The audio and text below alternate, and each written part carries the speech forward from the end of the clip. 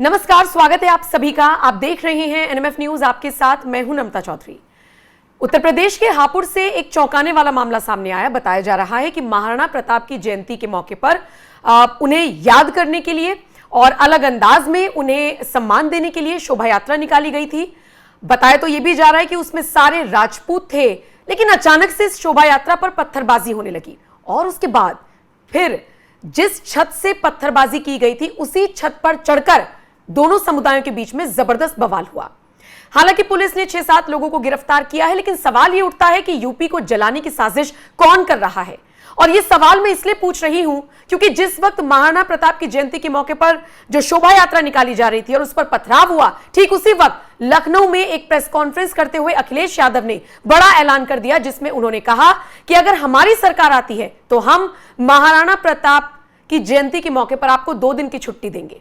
PDA चिल्लाने वाले अचानक से क्षत्रिय अस्मिता की बात क्यों करने लगे? और दूसरी तरफ हापुड़ को किसने जलाया? क्या छोटी सी बात पर इतना विवाद हो सकता है? छतों पर पत्थर किसने रखे? इन तमाम सवालों के जवाब और इन सब के अलावा इस पर क्या एक्शन लिया जाना चाहिए, यही समझने के लिए मैं विक्रम सिंह से खास बातचीत करूंगी, यूपी के एक्स डीजीपी। सर, आपका बहुत बहुत स्वागत है। जरा मुझे समझाइए सर, ये जो कुछ भी यूपी में हुआ, यूपी के हापुड़ में, उसे आप किस तरीके से देखते हैं और कैसे इलाज होना चाहिए इन दंगाइयों का? नम्रता जी नमस्कार, जय हिंद। आपने बड़े महत्वपूर्ण प्रश्न किए हैं। सबसे पहले तो समझ लीजिए कि ज्योग्राफिकल लोकेशन, ये स्थान है धौलाना, थाना धौलाना, और ये हापुड़ जिले में आता है और बिल्कुल दिल्ली से लगा हुआ है। साठा चौरासी इसका गांव है और यहां पर इसी साठा चौरासी ये क्षत्रियों का गांव है और यहां पर कभी भी दंगे का कोई इतिहास रहा ही नहीं है। जैसे मुजफ्फरनगर में कहते हैं शामली के आसपास, यहां दंगे का इतिहास रहा है, यहां कभी भी दंगे का इतिहास नहीं रहा है। यहां पर अलबत्ता यह रहा है कि जब कभी महाराणा प्रताप जी की जयंती निकलती थी तो मुस्लिम पक्ष के लोग प्याऊ लगाते थे और वहां पर स्वागत समारोह करते थे और माल्यार्पण आदि करते थे। मैं भी शायद 1-2 बार, जब मैं डीआईजी आईजी क्षेत्र में था तो मैं 1-2 बार गया था तो माल्यार्पण वगैरह किया था। बड़े जोश के साथ दोनों समुदायों ने मिलकर के महाराणा प्रताप की जयंती की थी। अब क्या चीज ऐसी गड़बड़ा गई कि जो ये घटनाक्रम हो गया कि जो कि थाना धौलाना में विनोद कुमार ने एक एफआईआर कराई कि बताते हैं कि जब जुलूस निकल रहा था, महाराणा प्रताप जी के मूर्ति के ऊपर पगड़ी स्थापित कर दी गई तो एक लड़का गया और जाहिद की पान की दुकान पर उसने कोई मसाला मांगा, ये मसाला मांगा और उसको लेकर के विवाद हुआ, कहासुनी हुई। अब कहासुनी तो रोज होती है, लेकिन दंगा थोड़ी हो जाता कहासुनी को लेकर के। अगर कहासुनी की आड़ में कोई दंगा हुआ है तो आप ये पहचे कि ऊपर छतों पे पत्थर कहां से आ गए? जो हिंसा का तांडव हुआ था कि छतों पर आपके पत्थर कहां से आ गए? क्या पहले से कोई तैयारी थी कि विवाद न भी हो रहा हो तो विवाद पैदा कर दो? हां, अब मुझे याद आ रहा है, उसने कहा था कि दिलरुबा पान की पुड़ी, पान मसाले की पुड़िया दे दो, और उसने कहा कि उसने कुछ कह दिया। भाई, ऐसी बातचीत तो रोज होती है, इसमें कोई दंगे की तो कोई बात समझ में आई नहीं। बिल्कुल ऐसा है कि अगर हमने तय कर लिया कि हमको दंगा कराना है तो अभी कह देंगे आप टेढ़े बेड़े कैसे खड़े हैं, आप बैठे कैसे हैं और आप खड़े क्यों हैं, इसी पे दंगा हम करा देंगे अगर हमने कमर कस ली है तो।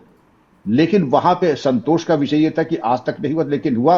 और वहां के वरिष्ठ अधिकारी जो कलानिधि नैथानी डीआईजी साहब थे और एडीजी साहब जो तुरंत मौके पर पहुंचे, भानु भास्कर जी बड़े परिपक्व और अनुभवी अधिकारी हैं और उन्होंने पूरे क्षेत्र को कॉर्डन ऑफ करके छतों पे जाके सर्वे किया, ड्रोन टेक्नोलॉजी का इस्तेमाल किया, ड्रोन के जरिए देखा कहां कहां पर छतों पर भीड़ है, ये कहां पे पत्थर इकट्ठा है, और वहां जाकर के सबको निष्क्रिय किया। लेकिन दुर्भाग्य से एक सब इंस्पेक्टर वरुण और 6 पुलिसकर्मियों को गंभीर चोटें आई हैं और एक अधिकारी की चोट काफी गंभीर है और उसकी कंडीशन सीरियस बताई जाती है। तो नम्रता जी, इसके बाद गिरफ्तारियां तो होनी ही होनी है। अब पहले मैं आपको बताऊंगा 4 परामर्श होने चाहिए। जिसने आपने बिल्कुल सही कहा कि फिजा को बिगाड़ने का यह कुत्सित प्रयास था, यह अकस्मात नहीं हुआ। साठा चौरासी में अगर आज तक दंगा नहीं हुआ और वहां पर जो भी मुस्लिम समुदाय है, बड़ी संख्या में उनमें वो हैं जो हाथ में कन्वर्टेड है और अपने राजपूत नाम भी आगे लिखते हैं, जैसे सोलंकी है, चौहान है आदि, उन्होंने सरनेम भी अपना ड्रॉप नहीं किया है। और भाईचारे की एक मिसाल थी। लेकिन अगर बिगाड़ने की कोशिश की गई है और तुरंत एक नेताजी कहते हैं कि जब हमारी सरकार आएगी तो हम 2 दिन की छुट्टी देंगे, पहले तो आप ईडीए पीडीए की बातें करते थे, आपने उसके बाद 2 दिन की छुट्टी पहले हम लोग कहते थे नम्रता जी, हिंदू मुस्लिम भाई भाई बिल्कुल होना चाहिए, लेकिन ऐसे चार राजनेता आ जाए सबसे पहले क्योंकि हिंदू हिंदू भाई भाई, क्योंकि हिंदुओं को बांटने में ये कोई कोर कसर नहीं छोड़ रहे हैं, ये बांट देंगे। पहले ये कह देंगे कि हाँ पिछड़ा, दलित और कौन कौन सा, और उसके बाद एक ही परिवार में ये कह देंगे बड़े भाई के पास ज्यादा हिस्सा आया, उसको सामने की जमीन मिल गई, छोटे को पिछवाड़े की जमीन मिल गई, इसको भी लड़ाई करा देंगे। क्योंकि लड़ाई नहीं होगी तो हमारे स्वार्थ सिद्ध वाले राजनीतिक मित्रों को क्या लाभ होगा? और अगर लाभ इसी राजनीति के ये कारण यही है कि ऐसे झगड़े कराते रहो और अपना उल्लू सीधा करते रहो। लेकिन अब प्रशासन से मेरा आह्वान होगा कि जिसने दंगा शुरू किया, नंबर 2, उसके घर पे ईंट इकट्ठा होंगे। अगर हमें दंगा नहीं कराना है तो हमारे घर पे ईंट इकट्ठा नहीं होंगे, मिसाइल नहीं होंगी, हम तैयारी नहीं करेंगे। तो जो आक्रामक पक्ष हो, इस बात का ध्यान रहे, जो भी आक्रामक पक्ष हो उसके ऊपर कहर बन के टूट पड़े और सुनिश्चित करें कि उनके मंसूबे हो जाए, मिट्टी में मिल जाए। और अब जो मैं 2-3 धाराएं बता रहा हूं, ऐसे मौकों पे कुछ धाराएं इसीलिए बनी है। रासुका, नेशनल सिक्योरिटी एक्ट की उपधारा 2, लोक व्यवस्था, पब्लिक ऑर्डर, इसमें कर दे सबको नजरबंद जिनके यहाँ पे पत्थर चले थे, जिन्होंने आक्रमण किया। क्योंकि अगर एक जुलूस जा रहा है, परंपरागत तरीके से जा रहा है, जुलूस के साथ पुलिसकर्मी है, आक्रमण करने का क्या मतलब है? माना कि चलिए पान की दुकान पर, जाहिद की पान की दुकान पर कहा सुनी होगी, तो कहा सुनी अगर आप ये कह रहे हैं कि हमारे यहाँ बहुत बड़ी परंपरा है साथ साथ रहने की और शांति की, तो कोई औचित्य नहीं था कि आप इस तरीके के घटनाक्रम करते। मैं फिर बधाई देना चाहूंगा भानु भास्कर जी एडीजी साहब को, कलानिधि नैथानी डीआईजी साहब को और स्थानीय अधिकारियों को, जो कि तुरंत मौके पर पहुंच करके स्थिति को नियंत्रित किया, वरना स्थिति बहुत ज्यादा बिगड़ सकती थी। लेकिन जो मेन चीज है नम्रता जी, आप देखें, तैयारी पूरी थी। क्योंकि पत्थर कौन रखता है? क्या आपने कभी घर पे पत्थर रखा है? मैंने कभी घर में पत्थर रखा है? कभी सोच भी नहीं सकता, रखना तो दूर की चीज है। और अगर हमने या किसी ने पत्थर रखा है तो मान के चलिए कि उसके दिल में कहीं चोर है और उसकी बहुत लंबा मंसूबा है उसका दंगा उंगा कराने का। और ऐसे तत्वों को आपने चिन्हित कर लिया ड्रोन के जरिए, मैं बताना नहीं चाहूंगा। और एलआईयू ने एक फहरिस्त दी है कि किन लोगों ने दंगा किया है, और नम्रता जी उनका हिसाब होगा बड़े कायदे से। और फिर हमारे राजनेता आ जाएंगे सामने, ये हमारे जो है बेगुनाह नौजवानों को प्रताड़ित किया जा रहा है।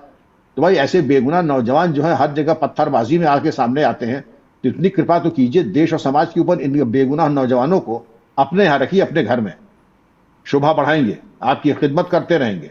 लेकिन सबके साथ खुला, जिसको कहते हैं हमारे गांव के इतिहास में, छुट्टा साढ़ न छोड़ दीजिए, सबको जाके मर कहे साढ़ की तरह जाके सबको जाके सींग मारता रहे। सही बात। और ज्यादा ये सब करेंगे तो उसके बाद फिर पुलिस अपना काम करती है, ऐसे लोगों को ले जाके बंद कर देगी कांजी हाउस में तो मरकहा साढ़ या जो होता है, बाकी अगर कोई और होगा तो कहना ठीक नहीं है। लेकिन जो दंगा कराने के बड़े अरमान है, तो उनका वलवला ठंडा करने के लिए, ये पश्चिम बंगाल नहीं है कि जहां की पुलिस की हथियारों में जो है जंग लग गया है, ये उत्तर प्रदेश की पुलिस है, खूंखार पुलिस है। सेवा का मौका न दीजिएगा वरना याद करेंगे, जब कभी पुरवाई और पछाई हवा चलेगी कोई ना कोई अंग जो है बहुत पीड़ा देगा। बिल्कुल यूपी पुलिस को सेवा का मौका न दीजिएगा। जी नम्रता जी, कोई सवाल हो तो पूछिए। नहीं सर, आपने बिल्कुल 7-8 मिनट में बहुत अच्छे तरीके से समझा दिया है कि हापुड़ में क्या हुआ, क्यों हुआ, कैसे हुआ और क्या इलाज होना चाहिए। और मैं एक पूर्व डीजीपी से यही एक्सपेक्ट कर रही थी। बहुत बहुत शुक्रिया सर मेरे साथ जुड़ने के लिए। आपको आप क्या कुछ कहेंगे इस पूरे मुद्दे पर? आपने विक्रम सिंह को सुना, उन पर आपकी क्या कुछ राय है और आपके हिसाब से दंगाइयों का इलाज किस तरीके से होना चाहिए? कमेंट सेक्शन में आप भी अपनी राय जरूर दीजिएगा। बहुत बहुत शुक्रिया। नमस्कार।